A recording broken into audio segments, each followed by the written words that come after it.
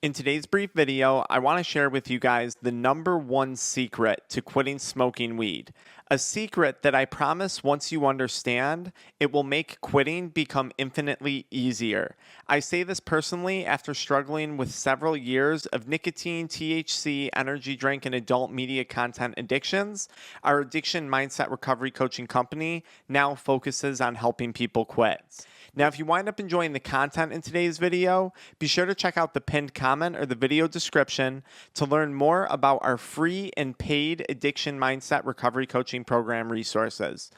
The secret to quitting smoking weed is learning to stop caring about weed, or should I say rather, learning to stop caring about the addiction.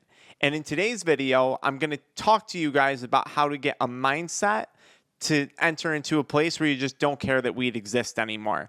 Because once you stop caring that weed exists, then you stop fighting with yourself. You stop fighting with the cravings. You stop fighting every day. Should I smoke? Should I not smoke? Maybe just one more time. Maybe here.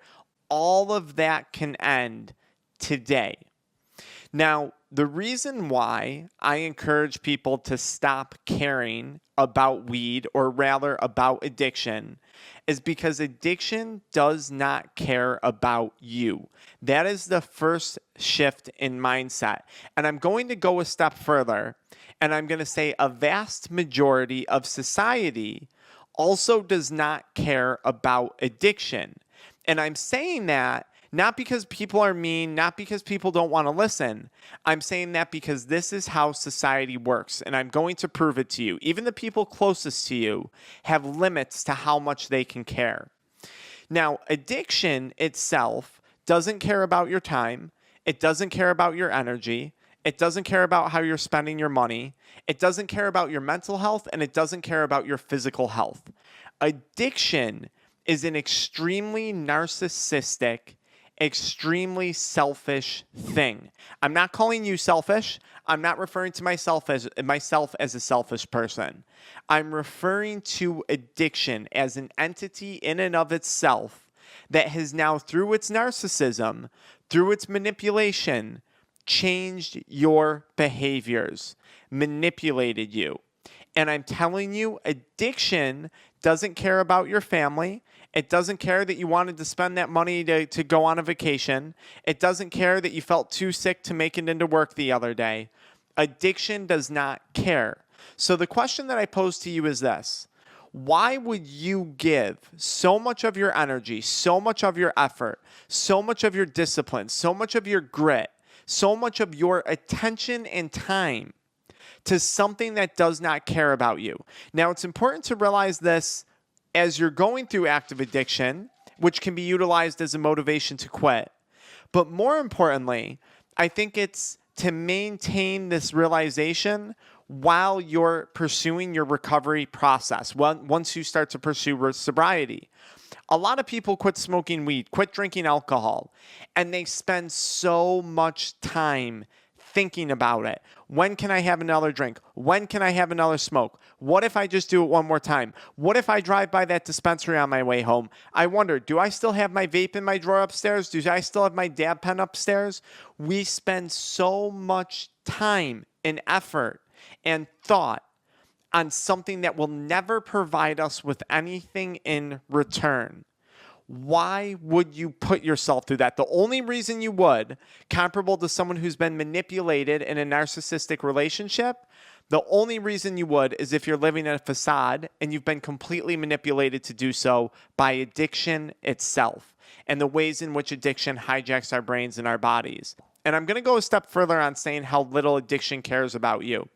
Society as a whole does not care. At the end of the day, even if you're good friends with the person at your smoke shop, even if you're good friends with the person at the gas station, the person at the vape shop, even if you're good friends with the bartender, at the end of the day, these people have their own lives and they are making an income, just like me, just like everyone else on this video, okay, that's watching.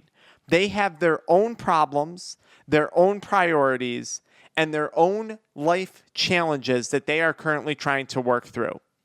So largely, society as a whole today, especially, does not have time to care about the addiction or the struggle that you are personally going through. People can sympathize with it, people can empathize with it, people can relate to it. But the population of people who deeply care, okay, is limited because people have their own things and their own lives and their own stuff going on. And I can even go as far to say this, and I'll use a personal example. The people who cared about me most, my mother and my father, particularly my mother, and if you're fortunate enough to have a mother in your life that you're close to, you'll understand this. She really, really cared. She wanted to get me all the help she possibly could, okay, when she saw that I was struggling, all right? But the reality of the situation was this. When my parents' divorce hit, when my sisters started running into health consequences that they didn't choose to face, health situations that they didn't choose to face, it wasn't addiction related. It was unfortunate circumstances that they both wound up having to deal with. My family's attention was diverted into those things. My mother had to worry about the divorce. She had to worry about the next chapter of her life. The same way my father had to. The same way my sisters had to worry about their own health. The same way my parents' attentions, to an extent, had to go to worrying about them and helping them. So even though they cared more than anyone in the world about me, there was a limit. There was a capacity to how much they would care. And what I'm trying to get you to realize is that you have to start to care about yourself. And one way to care about yourself is watching very closely the things that you're putting your energy, your attention, your motivation, your willpower into. And if you're putting all of those positive attributes into something that does not care about you, you're not going to get anything in return. If I put my energy into a significant other, or maybe perhaps you're part of a faith-based community, or even into my career, I get a return on that, right?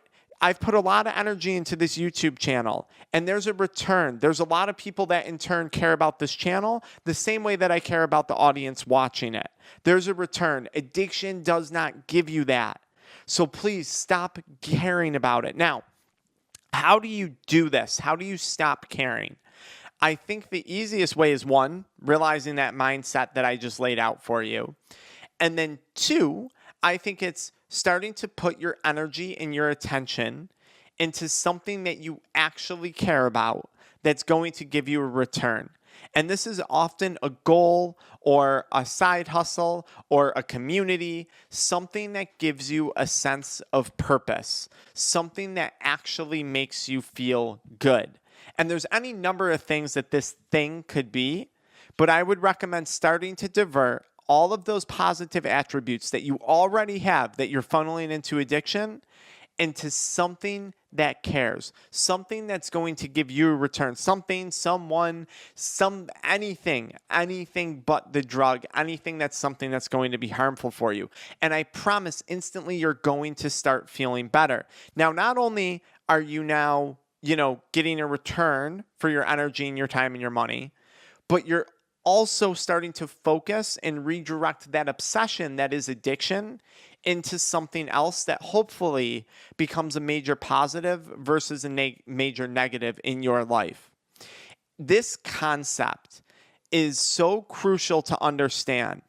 When I woke up and realized that despite me struggling with addiction, that no matter what, the sun was going to come up and the sun was going to go down. My career, my job, my finances, everything, my car payments, this and that, everything was going to continue on despite what I was doing, despite how much I wanted other people to care, despite how much I wanted other people to relate. And trust me, there's tons of people out there who are willing to help. I'm not saying there's no one. I'm just saying it's probably not as large of a population as you may think it is. Once I realized that life was largely going to go on, with or without my addiction, that's when I realized that I had to be the one to care. And that's when I realized that then the more I cared, I could start engaging other people who cared. And now we have this beautiful community of people here on the Addiction Mindset recovery coaching YouTube channel. Stop caring about something that doesn't care about you. Start to refocus your attention into something that you actually care about that gives you a positive return.